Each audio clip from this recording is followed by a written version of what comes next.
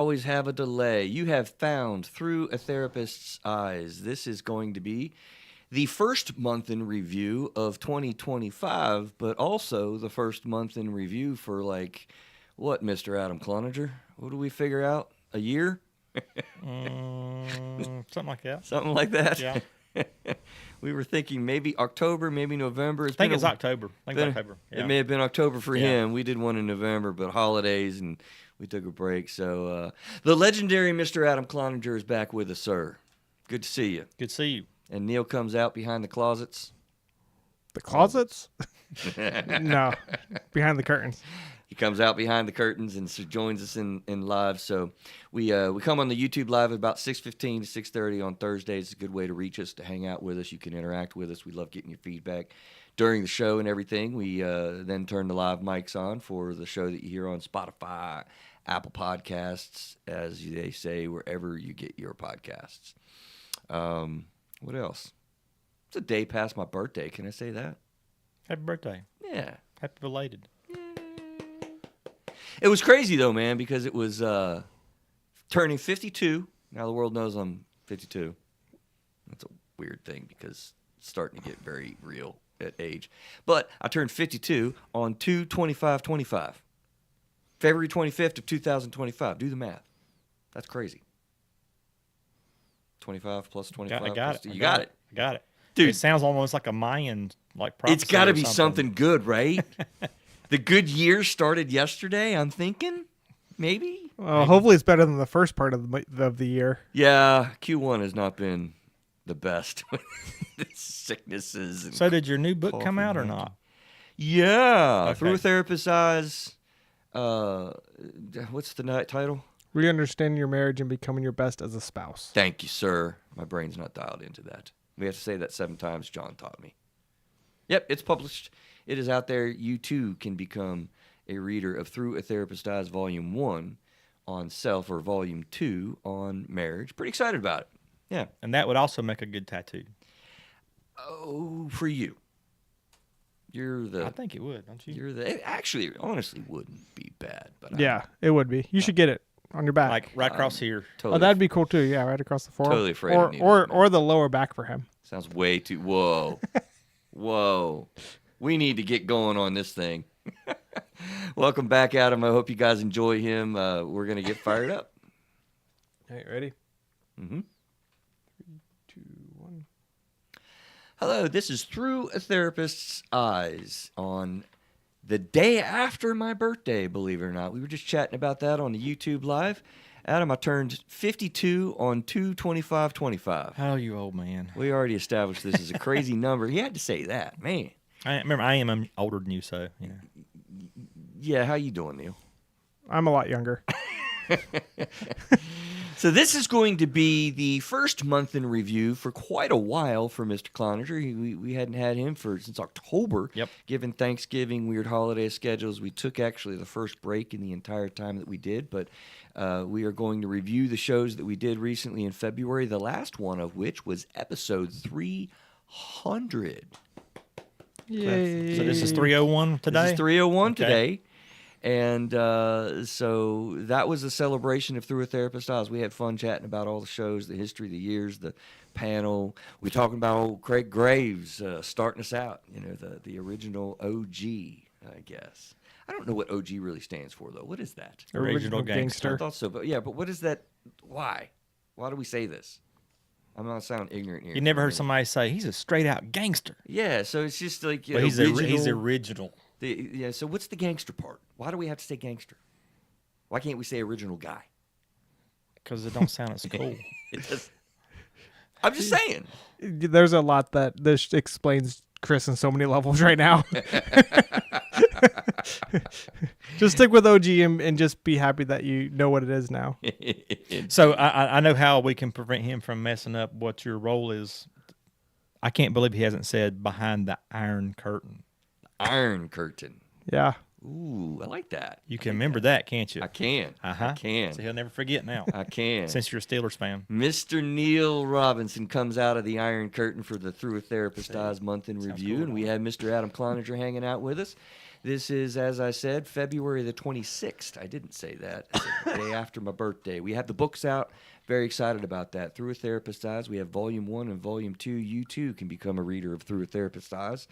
It is out on Amazon and should be still in bookstores. You know how bad of an author I am, though? I have not even done the author stuff and found my book in the wild in a bookstore yet.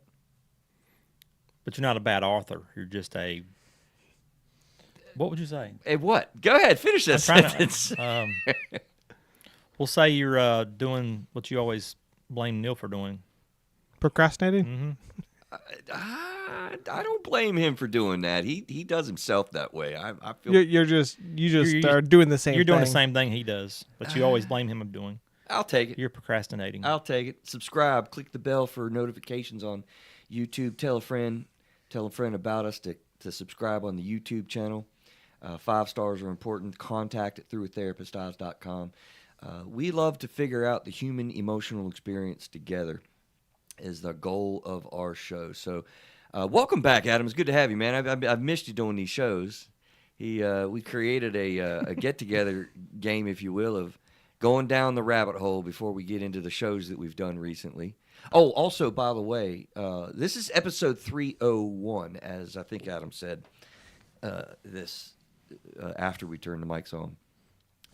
That's significant because I kind of did a thing on purpose where episode 11, 101, 201 have all been like reviews of one of the primary things that I operate with in my therapy, which is emotion-focused therapy. So we're going to review the shows. I guess I'm just going to do a brief overview. It's kind of hurting me, Neil, because I want to do a full EFT show and we can't. I feel weird about it.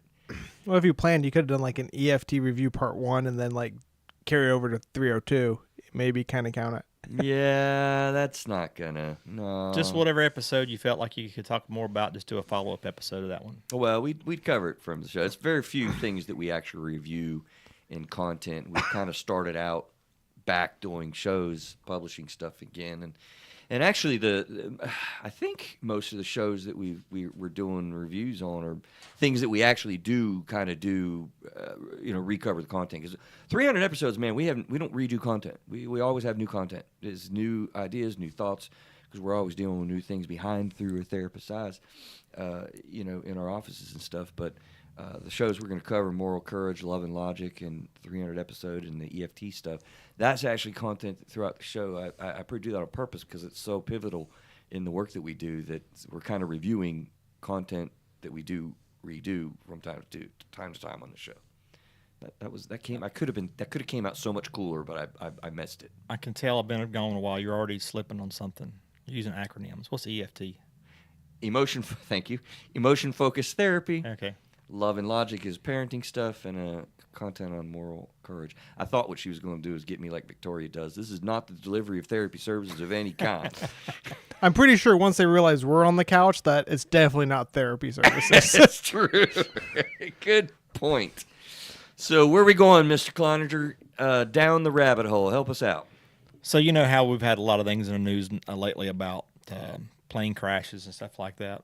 So obviously something like that could be very traumatic. But I read an article today, matter of fact, is an article from Sky News, and it didn't have a date of when this actually happened. I'm assuming recently.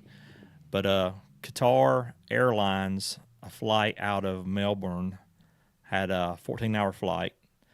10 hours into the flight, a woman in the restroom had a medical emergency when she came out. Wait a minute. Are we going to like a show that I loved the show? What was the name of the show? I'm trying to think of it before I bomb, and I'm bombing. What was the show? Manifest. Are we going down Manifest Road here? No. Do you know the show? No. I'm familiar with manifestation. You are? Yeah. No. If I'm saying the title correctly, it's a show where people like disappeared in a plane and they come back and they were going to die, and it was. Like the movie Millennia or whatever. Is it Millennium? Millennium, whatever it was. I don't know. Talk about a rabbit hole. All right. Yeah. Anyway, what happened? Thank you, Neil. So anyway, the woman had a medical emergency at aisle 4 on the plane, but this is a different issue. It's not there wasn't a plane crash or anything, but the woman fell out. They tried to give her first First aid. like for not first aid, but like CPR and Oh, everything else. oh, life saving. Yeah, it's life saving. So they couldn't revive her, Oh, and so they had 4 more hours on the flight. Oh. Well, there was a couple sitting on aisle 4 where it happened. So they're working on the woman, and then they say, "Can you scoot over a seat?" So they scoot over a seat. They pick the woman up, put her in the seat oh no. beside them, No. put a blanket over her, and leave her there for the next 4 hours of the rest of the flight. Oh, they did not. Yeah. But wait, it gets worse. This is not a. It gets worse. So then they land. Everybody else is allowed to get off the plane except them. They're told to stay, remain seated until we get the body off the plane, because I guess the woman's here and they're up against the window, I guess. Yeah, well, they can't So- crawl over. I guess. So they finally get the woman out, and they finally get off the plane. I just was thinking about how stressful that might be. I thought you'd think it's a neat story. This is horrible. This is horrible. So what rabbit hole are we going down? Trauma recovery on planes? Well, I mean, the current thing that's going around now is just plane crash stuff. People stressed out about that. I was just throwing another Another one on fear the heap. opened. Another fear opened. Yeah, another fear unlocked. Well, I guess we could throw in the whole thing here in the States, maybe around the world. You've heard, I don't know, what was it, 3-4 months ago or so?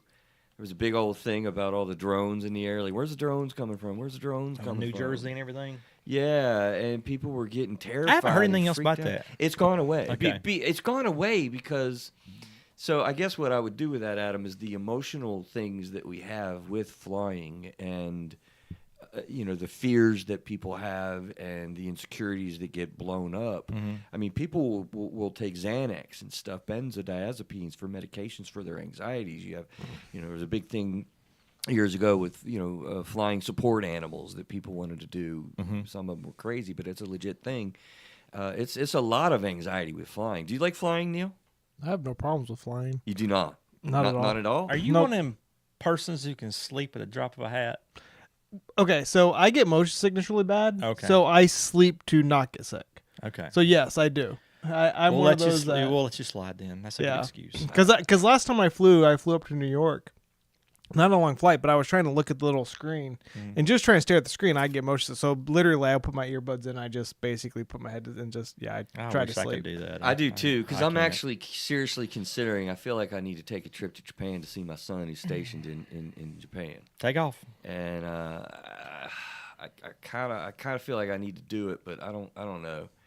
But that's a long flight, Neil, and I can't sleep in situations Which like is what that. you'd have your 6-hour flight to California, and then you're like right 12, 18 hours, whatever it is, across the all Pacific. wired and up. I can't. It would be a rough travel for me, I think. But I've never traveled that far before. I think my longest trip, we went to Peru, and the first time we actually went up to Newark and then flew down, and that was like a 9-hour flight, and that was like Yeah. overnight. That's so a long time it on. is a long flight, especially for someone like me. Like I said, I had to sleep. That was rough. Dude, this is every bit a 20-hour. Yeah. I'm thinking. It's literally on the other side of the world. So Mm-hmm. we'll see, Adam. I think that there's a lot of fears about all of the things that happen on planes, and then there are a lot of people that get fearful about being sick. It's funny that you do this rabbit hole. I just had somebody on my, at my work. They had a big trip, and they were very fearful about heart arrhythmias that they had, and they ended up doing the trip, and it was okay. But they were going to France, and it's terrifying to think, what do I do if I get even just sick, let alone a serious condition on a plane? I mean, and to be the passenger sitting next to that, I don't understand that decision at all. That's just, I don't know, cruel and unusual punishment. I'm just trying to figure out why they made the people slide over. Like, where was she supposed to be that they couldn't put her back in her original seat? It didn't. Well, the Any original seat is going to be next to people. I mean, take her to the back. I mean, somewhere. I guess they could have done that, but Yeah. it was me. I left this part out. They did mention the woman was kind of large.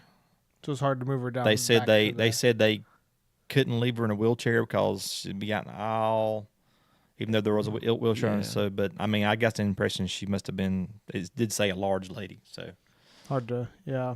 Well, you got to go to first class or something. I mean, where you got space or where you got some privacy a little bit or something. Comp a first class person, and it's something. You can't put them in a freaking aisle seat and just do that. Well, I just got all kinds of questions. I mean, did they like bungee her down or whatever? I mean, not trying to be funny, but I They mean, use the seat. I mean, Sorry, you know, I'm thinking a Weekend at Bernie's kind of thing. The Yeah, I plane mean, when she's turns doing- and Right. I mean, it's terrible. That's what I'm saying. I just don't understand that decision. You're not. Gosh, everyone's traumatized on that deal. I mean, that's horrible. well, that I would think the reason they put her in that seat was to try to lessen the stress level of the whole flight. Because you think, oh well, she passed away. We got to take her all the way back to the back or whatever. But I'm thinking she must have been pretty close to there.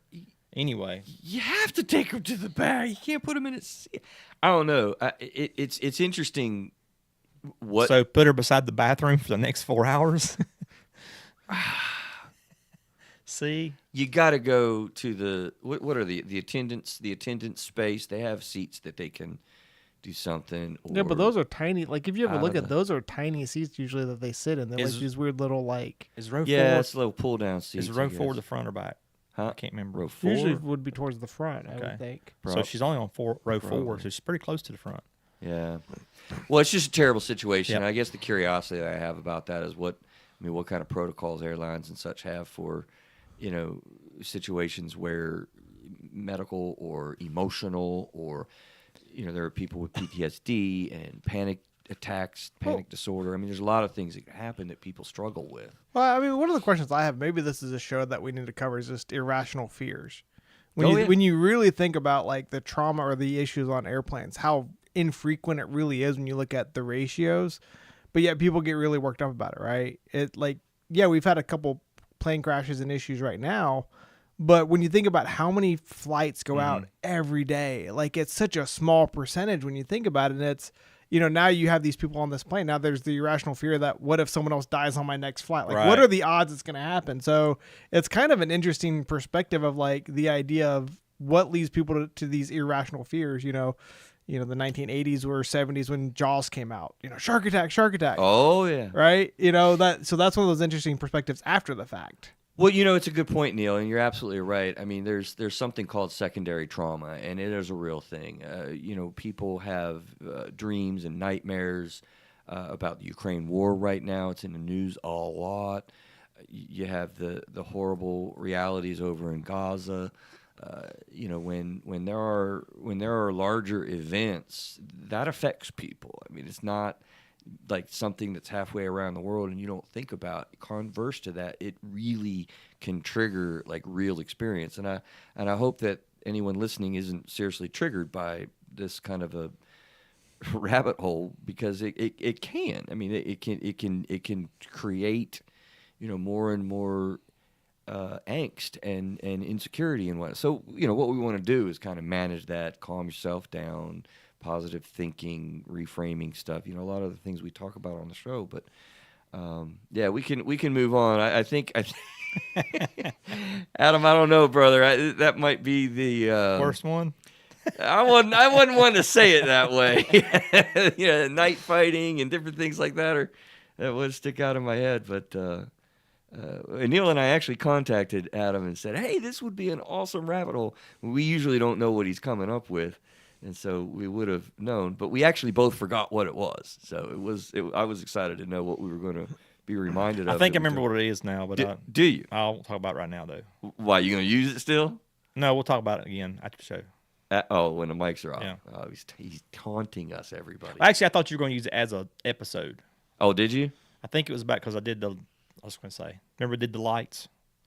And we're talking about somebody being with you helping. Same thing when somebody's doing, Lights. yeah, your light bulb, your headlight.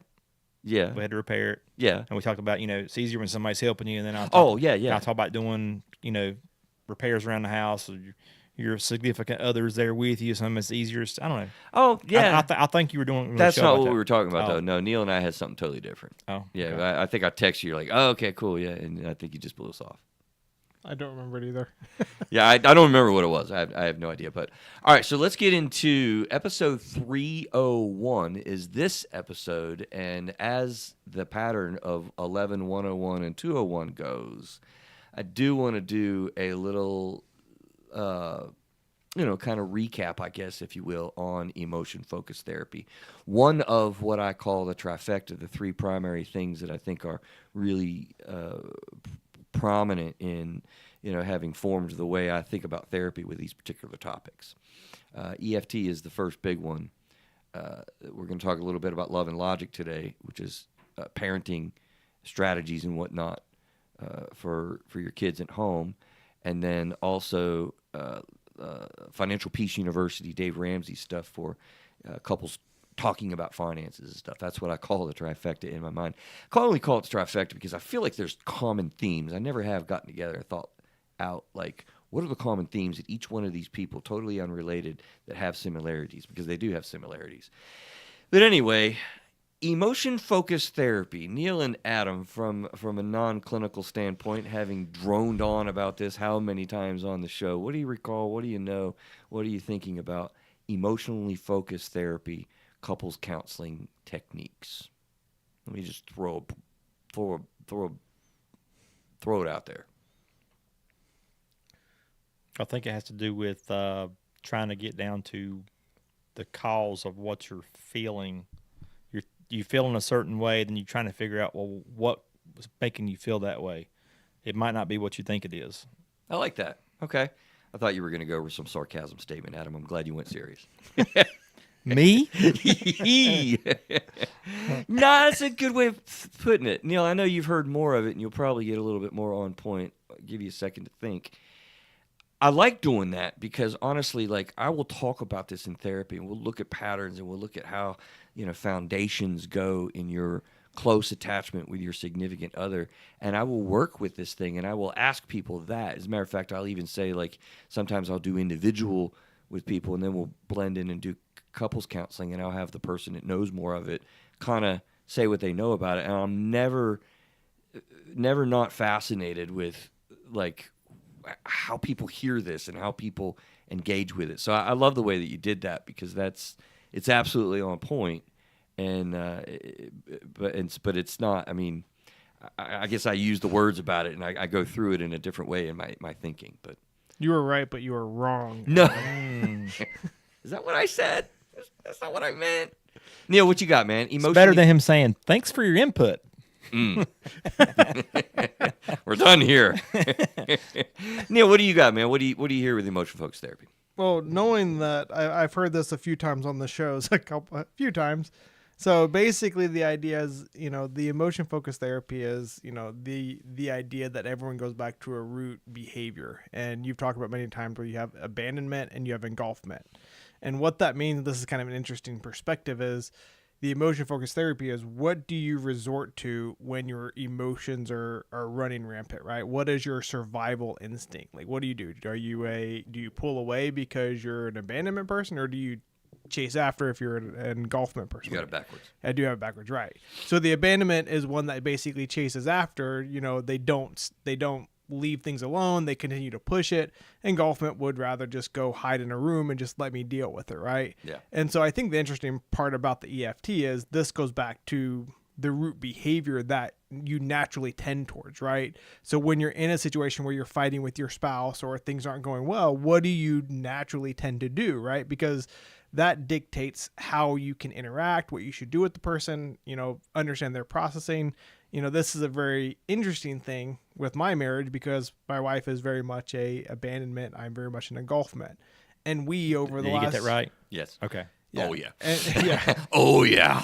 And that's interesting, because since I've started the show with you, I've looked back at our marriage, and I'm looking at the parts where when we struggle, it's like, oh yeah, this is when my wife does this, and it drives me crazy because I do this. And so, what's interesting, over 21 years, we started to balance each other out. My wife steps back, I open up during those times, and it's one of those things. It's 21 years of working on this thing, because 21 years of working on this thing. Yeah. Yeah. And that's the part, because I am naturally one way, she's naturally the other. But as a couple, we've worked to understand those pieces. I know that I have to talk to her when I'm having issues, and she knows she needs just to leave me alone sometimes. Ugh. Right? Just drop it. Yeah, it's as always, you know, Adam, he's on point. Just kidding. Just kidding. No, you really are, right? And what it's really about is those root behaviors that are very, very powerful. And I find this not just in marriage, but I will use this in individual counseling all the time in the way that people deal with close attachments, because really what it's about is what do you do when you feel unsafe? What are the root behaviors, as you say? Because the whole goal is to feel safer when things are stressful or out of whack, or you know, they're scary, or you're just pissed off, or something's really out of balance, and then you do what you do. Abandonment people will pursue because they want to gain emotional safety by getting close, working out the problem, talking about it like right now, right? I mean, that's because that helps us to feel emotionally safe. Engulfment people, I don't understand y'all. I love you, but I don't understand it. I don't. And because I'm on the abandonment side. Neil knows that, right? Well, both of you know. And engulfment people just want to gain emotional safety too. It's the same thing, but they're just actually learn about this in opposites in how over their life they've gained emotional safety by shutting down, withdrawing, creating distance and space so they can think through this thing. But here's what's really funny about this, if you really think about it. We're all doing the same stuff. We're all scared, hurt, angry is the easy emotion. Something's going on that's really, really hard, and we're all overthinking. We're all overanalyzing, people-pleasing, doing this stuff that we get really into, and they're horrible, horrible patterns that can come out of this. You're right, Neil, they can be balancing out as well in healthy relationships. That's very, very, which is why opposites usually attract. But when you're doing all of this stuff that we all do, abandonment people just do it externally and now. Engulfment people do it internally and as time goes. So it's ironically, we're all doing the same thing. It's just to gain that safety, we do it in completely opposite fashion. I think he just called us slow. I like to call us methodical. There you go. Yeah. Yeah, well, I mean, take it however you want, Adam. Take it as you want. I don't understand it on the opposite side of the thing. I make that joke, but I don't. But, you know, it's funny. When we're doing this in therapy with people and I go through those descriptions and we talk a little bit more at length about what's going on, and I mean, you could just see the wheels turning as people are thinking about it, because it's like, boom. I think the key that you hit is that they're both in a state of fear. They're both in a state of recovery. They're both trying to get to that safe space. And so I think that's one of those things. I think when you deal with couples, when you both realize that you're doing it for the same reasons, does that sometimes help it click when the one spouse doesn't understand the other, and you realize, look, they're doing it differently, but it's for the same reasons. Is that one of those things that kind of helps with some of the empathy kind of thing, where they start realizing, oh, that's why he or she does this, right? You know, in Through Therapist Eyes, Re-Understanding Your Marriage and Becoming Your Best as a Spouse. That's the volume 2. You know, I want to do the same thing as I did in the first book on self, whittling all the chapters down into very specific categories. Now, so happened with the Through a Therapist Eyes, Re-Understanding Your Emotions and Becoming Your Best Self, it was 4 categories. And I'm going to do the same thing and take all the chapter titles, which is, by the way, if you're interested in the book, I would love for you to go get it, because I think it's going to be very helpful. Each chapter is like a real therapy moment that I wrote down and then wrote about and explained and went into some detail. Short chapters, though, right? Like very digestible, 3-4 pages of explanation on this concept. Anyway, I'm going to take the whole book and I'm going to pull it down to however many categories it comes out to. It's going to be a great professional speaking engagement too, by the way. And I know one of those categories is going to be not to take things as personal. That is a primary emotional skill in a close attachment. If you can master what you're just saying, Neil, understanding how the other person's operating and how you previously perceived it as being false perception, and then developing insight and understanding of each other, now you can get where you described, Neil, where you guys are more in a zone where you can really balance each other out and level that out, because engulfment people do need to step in and deal with stuff. You No, we can't don't. just you do. No, we don't. Not right now, but you do, and we need to learn how to back down, Yes, you calm do. down, settle down, don't be extra. Stop it. Because it makes it worse. It does. It does. For us. It does. But it's just crazy because, I mean, you don't understand. Both of y'all. Now, listen. When y'all shut down and withdraw and just don't talk, look, I'm pulling my mic apart. I'm so excited. It's terrifying for us. We're like, I have no idea what you're thinking. I have no idea what's going on. I am so alone. It's terrifying. You know how powerful that feels to have that control, that it drives an abandonment person crazy. I love it. You're sadistic, man. That's not cool. That's why he does it. That's just not. That is 100% one of the reasons. I really, honestly, I don't like people knowing where I stand sometimes, because I don't like them knowing. It's a vulnerability thing, right? It is, and I'm glad you said that seriously, because honestly, again, this is not just with marriages. This very much is sort of operational. I'm talkative in my work as a craft, and that's in part because that's the way I'm geared, and I work best. I communicate a lot. I say a lot of words. I have a lot of description, and that helps a lot of times get a lot of information out in a small space of time. But that doesn't work when my partner is like all tripped out and I'm doing that, and it's just freaking her out. As you said, Adam, it makes it even worse. So there's a balance that you got to get. But when I'm talking with friends or doing a podcast and doing all these things, it comes out. Like, that's the way that I do. I'm pretty genuine, and when I'm in a mood or an emotion, I am not hard to read, right? But engulfment people, you'd like to never know what they're thinking or feeling in a situation, and that's safer. That's more comfortable, right? So this plays out. That's why I use it in individual therapy just as much as else. So I don't know, man. I would love to go on and on about EFT and do a good 11, 101, 201, and now 301 review, but I think we got to move on.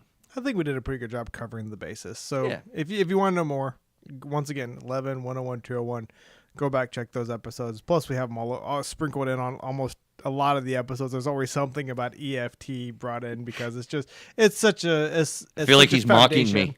Absolutely not. No, it is one of those things that's such a big part of our human nature that you can't talk about mental health without bringing it up almost. I really feel like, and if you're a therapist listening out there, honestly, Gottman is the originator of these concepts, and Sue Johnson, I like to think of, sort of clinicalized it in her work, Hold Me Tight. So it's pivotal. This, more than anything, pivotally changed. Is pivotally a word? I think it is. Pivotal. Pivotally? Yeah, I think. Pivotally. Yeah, anyway. It pivotally changed the way that I operate with therapy. Truly. So, all right, we got episode 298 on moral courage, and we titled it Overcoming Anxiety and Insecurity to Stand Strong. And that was sort of added content. I think we've had a moral courage episode. Well, this is now 3 times, I think. Honestly. I think so. In 300 episodes, it's only 3 times. But because I remember doing it once with Matt, a co-host. We used to have a non-clinical co-host after Craig. Now we have a panel of therapists, usually, until Adam joins us. I'm just kidding. I don't know. I feel animosity towards you, man. Why? I don't know. I even gave you a cool Iron Curtain thing, man. You did. That makes it better. You should be happy. Okay, thank you. Could give him a little bit. Yeah. So, Adam, have you heard us talk about moral courage? Do you have any idea what that kind of even refers to or means? You gotta have the courage to do what's right. I guess that's the. You know what I love about engulfment people? I can be so wordy and I lose people, and I know that. So I try not to do that as much. But people that are in engulfment, I find, are very precise and just to the point, and it's so clear in so few words. Because say that again. What did you say? Uh-oh. I don't remember. Try again. What's moral courage? The courage to do what's right. Yeah, yeah, and that's what it gets down to. I feel like in the way that we've talked about it through therapy lens, it's not really as much morals and ethics and things like that, though that plays into it. It's really, as the title we said in episode 298, overcoming anxiety and insecurity to stand strong. Standing strong in a tough situation, standing up for somebody, or dealing with a peacemaking situation, and that means you're confronting both people in conflict. That's what a peacemaker is. It isn't easy. It's tough, and it's pretty assertive. But that's primarily the goal that I have when I talk about moral courage, is to help people understand just how hard that is to do. Right? How do we do, Neil? What do you hear from moral courage in the past? I don't know how many shows you were a part of those 3.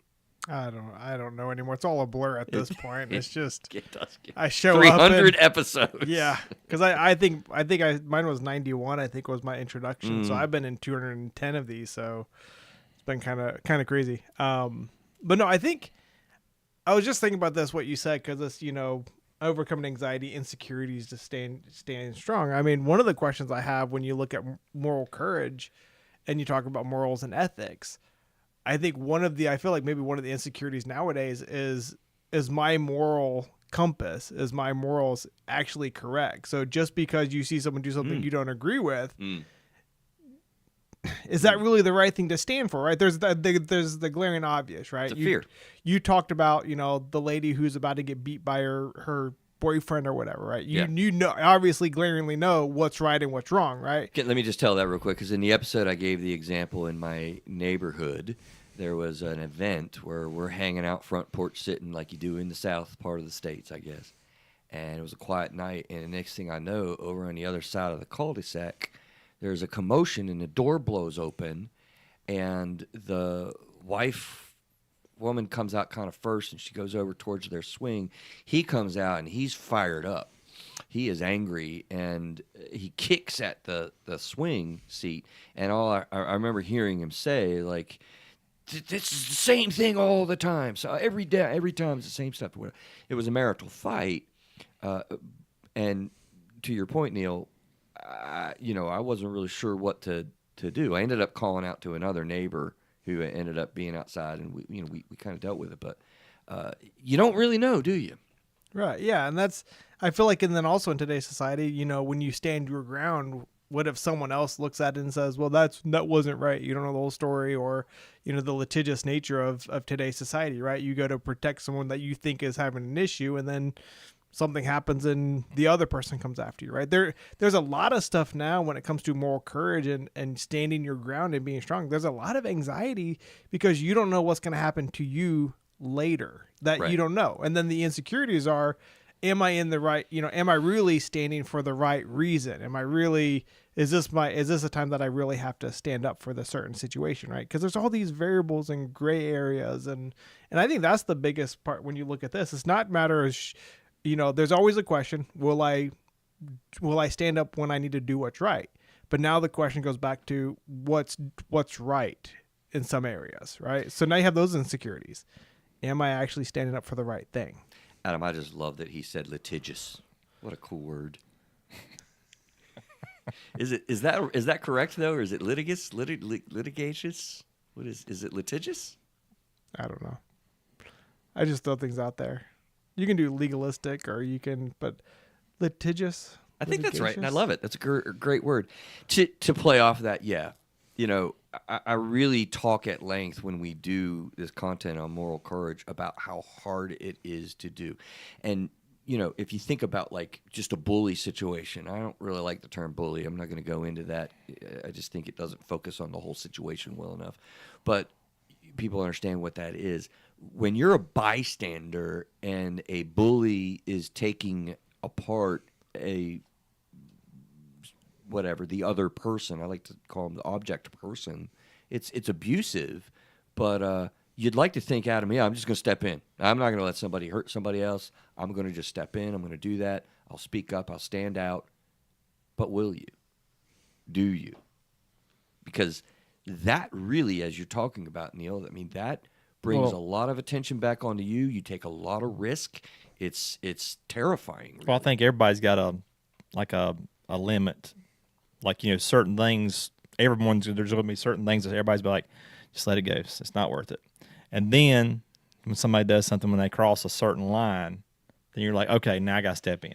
I think everybody's got that. It's just a matter of where that line is. I agree with you, but there's a part of me that disagrees, and here's why. When you're part of what we're talking about is a traumatic situation, and we know in traumatic situations a good old friend amygdala kicks in, and that is a fight or flight, and that is usually what people think about, fight or flight. But there's another word here, fight, flight, or freeze. So there's a freezing that happens a lot of times for people. And you want a really good example of that? You can watch the movie Saving Private Ryan. Okay, there's a particular scene. Have either of you seen that movie? Mm-hmm. Yeah, it's an awesome movie, right? Do you remember that movie where Opie? He is the guy that is supposed to, towards the end of the movie, carry ammunition from one space to the next to support the people that are. Yeah. So Opie's standing on the precipice on the stairwell, going up, and he hears the commotion. And he hears the fight, and he recognizes voices. One is the companion that he is taking ammunition to, and his companion's begging for his life because the German gets on top of him in a very slow and painful, dramatic, scary, horrible fashion, plunges the knife and kills the American. Mm-hmm.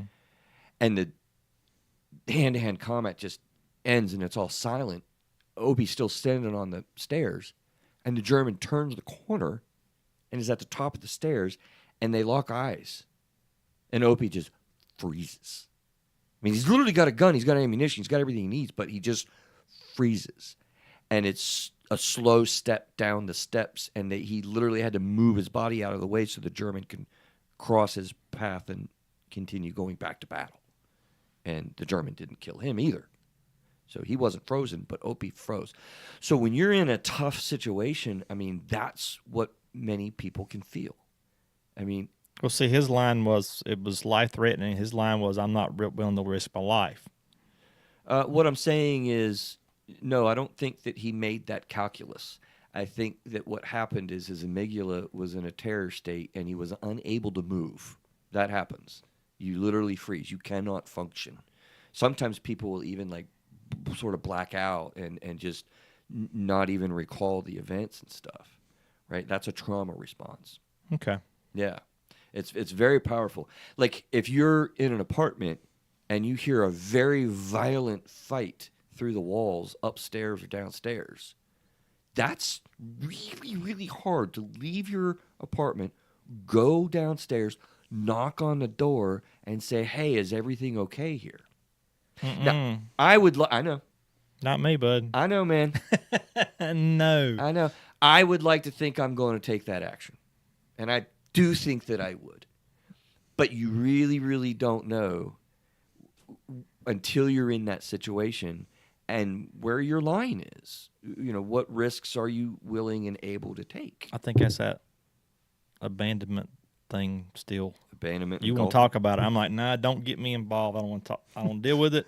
I don't want to. If y'all pull out guns, I don't want to be somebody you're gonna be shooting. I'm gonna stay out of this. You know what? I never really thought about that. Actually, Adam, you're that makes a lot of sense. This EFT stuff does apply there because abandonment people. Can we say that abandonment people would be more likely to step in? Would you? They're nosy. Yeah. Would you? I give him a high five on that one. Yeah, that was good. But no, we've had that situation before because we had some bad renters and stuff, and my wife's like, go talk to them, go tell them, to boom. I'm like, just leave them alone, they'll be fine, just leave them alone. Yeah. And stay out of it. I ended up having to go the next day because it was 2 nights in the row, and I go out there and I go talk to the guy, and it's all of his buddies come out. I'm like, ah, crap. Oh, this is not good. And this is a big deal because I know he's thinking, oh, I finally got to go do something. Oh. Yeah. The worst part later, legitimately, the lady who lived there was filming like OnlyFans shorts in the middle of our cul-de-sac, Oh, man. playing horribly raunchy rap music while my wife was about to have a online like teaching class Oh, with God. kids. And I legit had to walk out there with this lady in some skimpy clothes and like be like, hey, can you, like, my wife has a class in like 30 minutes, can you wrap it up? Oh, wow. It was an interesting neighbor. This Yeah. would be a good comedy skit here. Oh, I see could comedians talking about this. It happens. Yes, you can, yeah. It's real life, man. It's real life. It is really, really tough to overcome your anxiety and take into a situation. You know, you have many situations where women over the years have had employers that have been sexually harassing. And it's a hell of a thing to stand up to a power structure like that. Now, we absolutely have men in situations of a power dynamic where a female is their superior and they're being Or another man. or another man, absolutely. And does everyone else in the unit speak up about this? Who goes to the superiors and say, "Hey, you're being harassing of this person"? Well, there was that one lady, some executive at like a Google type place, and she got wasted at a Christmas party and basically, basically I know what you're made talking about. Yeah, and there was a big deal Yeah. about that one because it's like It was Netflix. No, it was a gaming. It was. I don't remember was which one it gaming. was, but yeah, it was one of those big companies. Was she that doing was- the harassing? Yes, she was like their manager, supervisor, like a high level person, and she was pretty much drunk, and she was basically hitting on a guy like heavily, like really, really bad. And so it's just one of those things because it's just do you stand up to her? Because then you could lose your job, or then you do these other, right? Yeah, and I don't want to be in that situation. I mean, Can you see Chris approaching the woman boss and saying, hey, sorry, you're being a little too touchy-feely with Bob here. I mean, it's edgy, isn't it? Because what does touchy-feely mean? I mean, back to your original point, Neil. Honestly, like, do you feel confident that you're right in your moral or ethical or what's right and what's wrong assessment? Yeah, exactly. I mean, in today's society, everyone just like mind your own business, right? Because just because you don't think it's right, maybe they like that. You never know, right? You don't know those situations. And so that's I think once again, that's where a lot of the insecurities comes in, because do I know everything about the situation? Because once again, if you go in and you're under the wrong assumption, it's always those jokes about, the one person getting beat up and find out he's just retaliating because he's been bullied, and you stop the person beating them up when really he's the victim of bullying and you just didn't know the whole story, right? Yeah. There's a lot of pieces we don't know. So those insecurities comes in, and then once again, what happens after the fact? And, do I need to be involved or not involved? Like, there's all these things because of the idea of community. It's not really here anymore. It's very few and far between. And it's just an interesting thing about Community. As you've said before, it's easy to have moral courage when you get a group behind you. Awesome transition, because that's one of the answers here. One of the answers that we land on as sort of suggestion or process is you do not have to be alone in the situation that you find yourself in. The domestic violence situation, go get a couple of neighbors and deal with this together. Have a community meal and do this as a community and address the issue. I think on episode 298, I gave the example as well of the dog. Did I talk about the dog this time? You've talked about it before, yeah. Yeah, and so we had a neighbor that had a pit bull, and tried to tell everybody it wasn't a pit. Pits are great. I mean, German Shepherds, big dogs, they're fun, but they're an awesome responsibility for the dog owner. And I remember this dog. My son was, I mean, if he was 10, that's a lot. Under single digit age, and he's laying on his back on the ground, and the dog is literally jumping from one side of my son over top of him to the other, to the other, to the other, just jumping back and forth. The dog wanted to play, but I mean, my little kid, if he wrong bad moment, that dog could have killed him. Right. Could have killed him. Yeah. And we got together as a neighborhood, and about 6 or 7 of us, and went and had just a conversation and said, "Hey, look, we're concerned about this. This is happening." He was letting the dog just loose with all the kids, and it was kind of like, "Look, we're not comfortable with that." But to have a one-on-one conversation, Neil, with that person was very different than when you have, a group talking about confronting a tough situation. Yeah, and it does, and then that serves two purposes. One, when you're confronting someone, they're less likely to be defensive when there's 7 people staring at them, right? The other part of it is when you do see 7 people coming at you, you start realizing, well, maybe I am in the wrong, right? It serves two purposes. It forces them to slow down so they don't immediately jump on a defensive mechanism. But the other part is, if there's 7 more people saying the same thing, then maybe I am in the wrong in this situation, right? So I'm going to make sure and I take Adam with me because Adam will take him out. Exactly. I don't know what I'd have to do if I had to confront Adam. Neil, I don't know, man. I mean, we need a big group, right? He knows a lot. He doesn't look like it, but this guy is scary, man. This guy. All right, let's move on to episode 2. You enjoyed that, didn't you? I did like that. Yeah. All right. Did I make up for being having animosity? Oh, yes. Yeah. Okay. Good. Episode 299: Love and Logic for Parenting: Raising Responsible and Resilient Kids. The 3 questions on this show were: do I struggle with either being too controlling or too lenient as a parent? And then how can I shift my parenting approach to encourage more responsibility and problem solving in my child? And that's honestly the big thing here when we talk about this as a part of my trifecta, one of the 3 primary things that I rely on.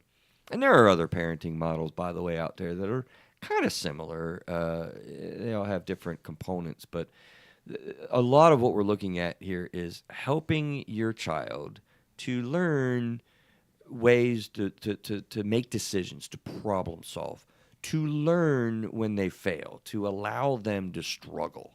That's hard as a parent to get into doing. Right? So love and logic. Do you remember, Neil, the logic line of how things go with this? I got to put you on the spot. You know I do that. Yeah, and I still don't get it. And my wife and I discussed this at length with her. He loves this, Adam. With her educational background. It's definitely. I need to get a book from you about love and logic so my wife can read it, so she can interpret it like based on what she says if you have it. Because there's things that the way that it gets described, it drives her crazy. So, but that's one thing. So basically the idea is you give your kids more freedom to let them live their life as long as you're not affecting everyone else. Come on, say it. No, I'm not. Come on, you can do it. So basically, Adam, he doesn't want to say the first part of this is, little Johnny, you can do whatever you want to do. Yeah, I'm not saying that. He can't stand it. So, and I think it was interesting because John Nelson talked about this as more of a libertarian approach to life, right? Yeah. Which was interesting. But the idea is that you let the kids, you give them a lot of rope to do what they want to do, with the idea that until it becomes a problem for someone else, they pretty much have free range to make choices, right? Mm-hmm. Now, when it becomes a problem, you try to give them rope. You kind of let them fix the problem on their own, right? That's the goal. Right. You let them think about what happened. Oh, shoot, this is the unintended consequences. I deal with that with my 16-year-old now. When he does something, he doesn't put something away and like something happens. So what's the part you're having a problem with? Telling little Johnny that he can do whatever he wants. Well, think of it this way. You're basically telling him you can do whatever you want, but... As long as. Yeah, so you're really not telling them they can do anything. Right. You're saying, but. How many kids listen after you say but? Yeah. I can do anything. Yay! But then the idea is if they don't fix the problem afterwards, then the parent comes in to fix it for them, right? Whatever it is, or whatever the consequences are, right? Oh, now, man, I hate that stuff. Now the way that it gets described is, you passive aggressively go behind the kid and you fix it. That's how So the first few times that Chris has described it to me, that's the way he described it. Like, oh, you just passive aggressively be petty. And I you never deal with said this. that. No, line. but that's the way he interprets. But the and idea, be petty. Listen to him. So basically, the idea is you fix the problem for them. The kid now has consequences, whatever it is that you deem necessary. But you give the child a chance to live their life. Consequences. Try to fix your problems, and if you can't, then you step in. You don't. As we talked about, you're not a snowplow parent where you fix everything beforehand. You're not a helicopter parent, basically helping them through everything. You're not going back and just solving all their problems without them even knowing that they had consequences. Like they should be aware of every part of the situation. And that's the important part, because there's a lot of kids, I think nowadays, that they're sheltered. When they do make a mistake, the parent does step in and the kid so has the littlest thing happens, they're like they're losing it. Yeah. Yeah. Yeah. So I love the idea, but I really hate the way sometimes you describe it. Adam, the simple logic line is, little Johnny, you can do anything you want to do as long as you don't cause a problem for somebody else. I see what you did there. There's a problem. You need to fix it. You need to fix the problem. And Then inevitably, the kid's not going to see Right. that there's a problem, and they're not going to fix it. No problem, Johnny. Don't worry about it. I'll fix the problem. And then you leave it alone. The whole idea is a high structure, learning life lessons while you're avoiding power struggles. Those are key components. But at some point, you got to be a little more stern than that. It's stern. Yeah, I'm talking This about is like high structure. I'm gonna take care of it, but It's the kid learns, and this is much easier to do when you got little kids, because the little kids learn this process. Oh, smack! Mom just said, "Don't worry about it. I'll take care of it. What's coming? What's coming?" And the kid gets anxious. I mean, they get freaked out. They get worried because they know something's coming, and they don't necessarily know what, but they know that they missed their opportunity to fix the problem, and now the problem. but you know why they're worried? Because something's coming down. Because Mama did something for in the past. Right. They know there's a consequence. Exactly. And so this gets ingrained into, like, look, if you fix the problem, then this is great. You've learned, and I'm compassionate for your struggle. You can give suggestions and ideas a little bit. There's a lot to this love and logic stuff, but inevitably the kid's not going to see a problem and they're not going to fix it, and you have to fix it for them, which means it's not petty, Neil. It's not passive aggressive, Neil. It's coming around the back end to give the life lesson. So if you're not studying and you're causing a problem for us because we get you a tutor, and therefore you need to go pick up sticks in the backyard and earn money so that you literally hand the tutor $20 that you earned. Right. That's fixing the problem. Now you going to do your homework? I give you No problem. $25 to pick up sticks, but you're giving 20 of it to the tutor. No, 20. I'm giving you 18 for the sticks, but you got to pay him 20. Oh, okay. How about I see what you're saying. Yeah. How about that? I don't have any. I never had any problem turning screws that way, because this is high structure. This is standing into a situation. But fine, you don't want to do your homework? I'm not going to be in a power struggle. How many times do you get into a power struggle with your kid? Mom out there, dad out there, seriously, how many times do you get in a power struggle? And here's the dirty little secret: turn the mics off and the sound down if kids are in the car. Okay? Here's the deal.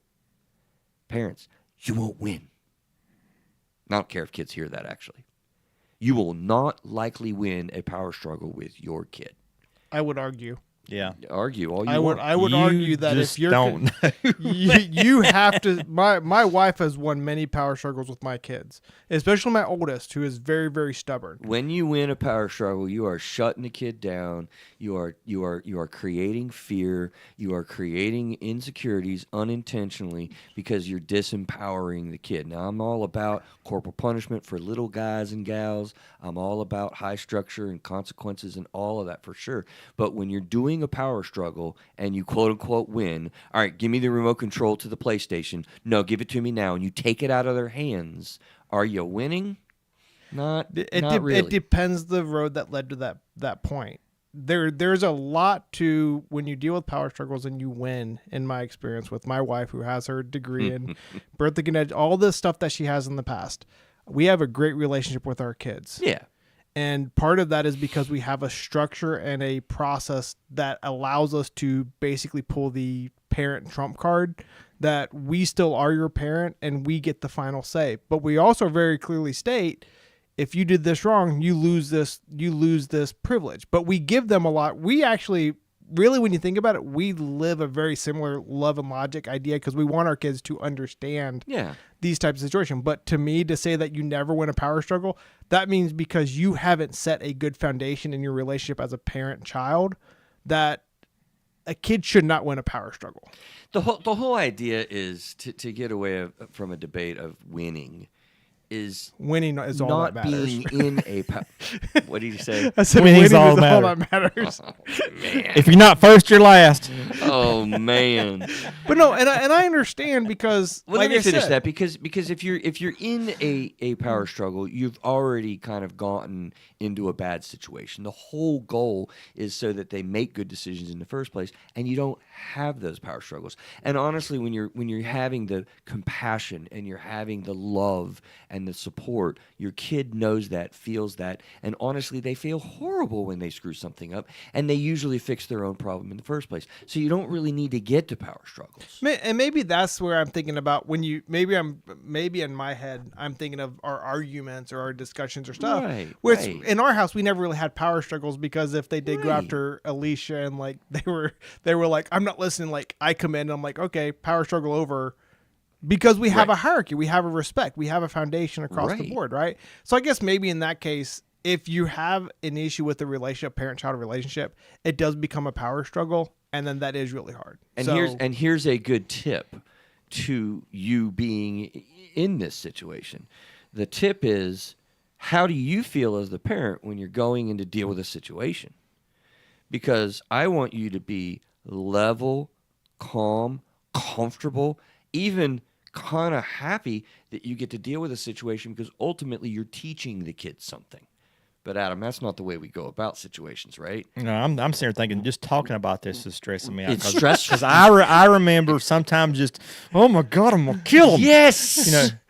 That is not Yeah. the time to teach. Yeah. That leads to power struggles. Oh no, it don't. It ends a power struggle right away when Dad loses it. I'm telling you, that well, It's- here's my Dad's question. mad. Well, Yeah. here's my question because you talked about And also, by the way, that's real. Yeah. Don't get me wrong. Yeah. Like I got plenty pissed off. every many parent. times. I know. I'm Oh sure my you- gosh. everybody has. Jeez. But I think the one question I have is because we talked about it when you come back to the child and say I'll take care of it, and then it causes anxiety for the kid. Yep. My question is that anxiety really beneficial for the child because Oh, yeah. now there's a whole bunch of so it kind of goes back to the old school, when we were kids it was the anxiety we got was wait till your dad gets home. Oh yes. Right? You It's get exactly that. the same and, thing. And that's the whole idea, right? So the question across the board when you look at this is like sometimes with the anxiety, if you don't handle it correctly to begin with, and the child doesn't know how to process it, like I said, if you're a helicopter parent and then this is the only anxiety the child gets, I feel like that's a lot of baggage and problems that the kid doesn't really know how to work through, depending how the relationship is. Absolutely. And remember, the anxiety is a teaching tool. You become motivated with fear or anxiety or this type of thing to not get in these situations in the first place and make good decisions or fix them more likely when you do have something, and you're going to have something that you screw up. But think of the alternative. The alternative is I obviously it's horrible. We're all going to agree that if you get away with it and you don't, and the kid wins the power struggle in the way that we're thinking and talking about it, they don't learn anything. They learn like, oh, it's about me. It's egotistical. I get what I want when I want it, and I'm entitled, or simply not really thinking about what am I doing in the other person's shoes? Those things that we learned growing up. Put yourself in somebody else's shoes and think about what's going on.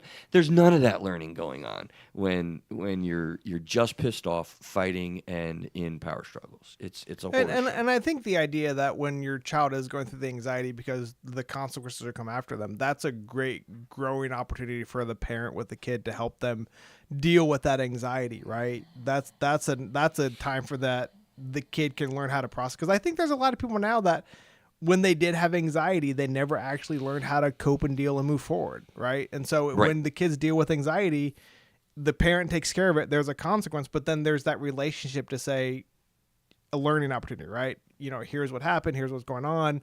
Yeah, it sucks for you kind of situation, but did you make it through?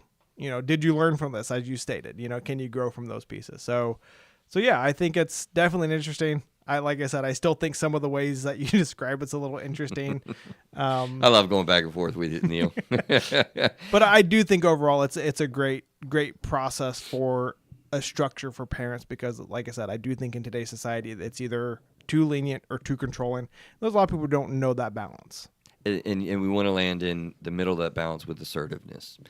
Episode 300, Adam, 300th episode, a celebration of Through a Therapist's Eyes. We really had fun with that. It was me, Victoria, and John talking about, some of the memories that we had, some of the guests that we had. I mean, I purposely, not going to toot our horn today. We already did that last time and had the celebration. So tune into that. I think you'll enjoy some of the review of, God, a lot of amazing things have happened in the history of this show, honestly. I mean, it's so humbling to think of some of the guests that we had and some of the conversations and, as a free service to you, the listener, to learn with us, along with us. I mean what I say when I say this is the human emotional experience that we endeavor to figure out together. It's not like all the time clear answers to these things. Even in our conversations today, I'm always learning. I'm always figuring things through in a different and unique way, and so that's what we've done on Through a Therapist's Eyes. I think I'm happy to say, Adam, I'm just kind of curious for you to join in with the 300th episode of what you remember and how this has gone for you. How many review shows have you done? I mean, a good handful already. Well, it used to be. Let's see, when we first started, it was every 3 months.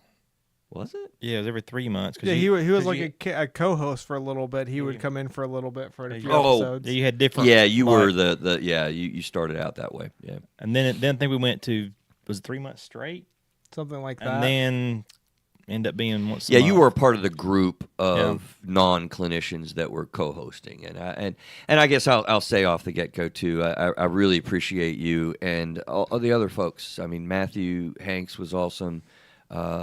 Courtney, my editor, did some of that. Who else, Neil? You ever have them even back on the other shows? I didn't honor them that way with 300. That was bad.